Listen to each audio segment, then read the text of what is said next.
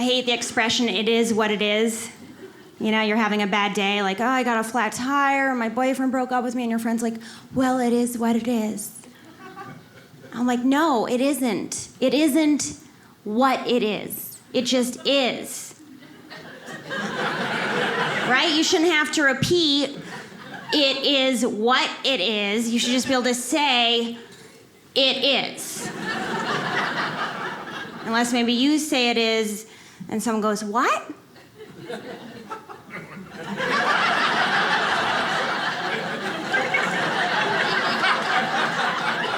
Then you can repeat, it is.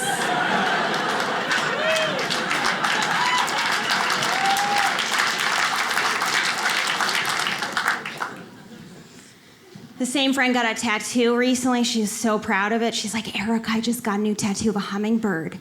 Do you know what hummingbirds represent? And I was like, no, but I bet you're gonna tell me. She's like, they represent change. I was like, interesting. You know what doesn't usually represent change? Tattoos. Not a big symbol of change. I do feel like getting a tattoo is a little like having kids, because it seems really cool when other people get them.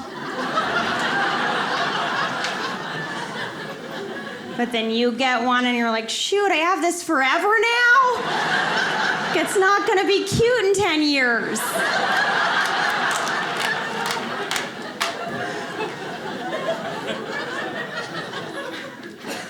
I definitely thought I'd be married by now. I was like, in my 30s, of course I'll be married. I'll have kids, I'll do all the things, right?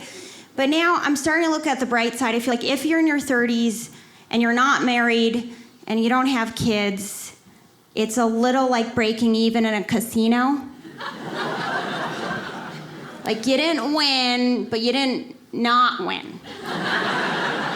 Right? You didn't totally mess up your life, but you also don't really have one.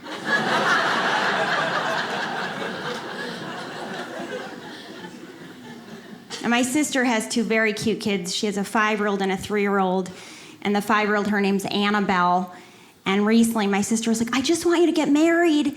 Well, Annabelle would still make a cute flower girl. And I was like, I just want to get married before Annabelle gets married. That's my goal.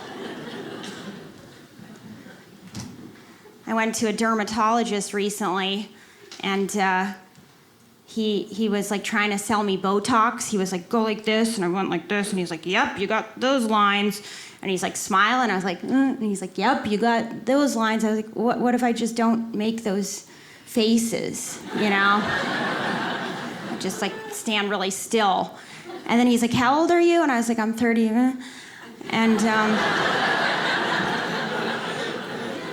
And he's like, do you have a boyfriend? And I was like, no, not right now. And he's like, well, have you thought about freezing your eggs? And I was like, first you want me to freeze my face? Now you want me to freeze my eggs? I was like, the only thing I wish I froze was my self-esteem from before this appointment.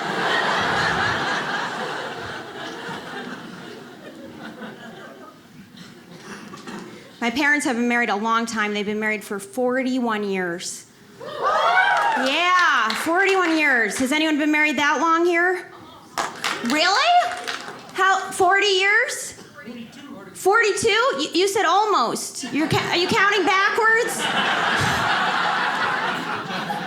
You're 40? Wow, what's the secret to a happy marriage? Any ideas? Stay away from each other. I'll second that. My theory about happy marriages is that I think they last the longest when the men almost never speak.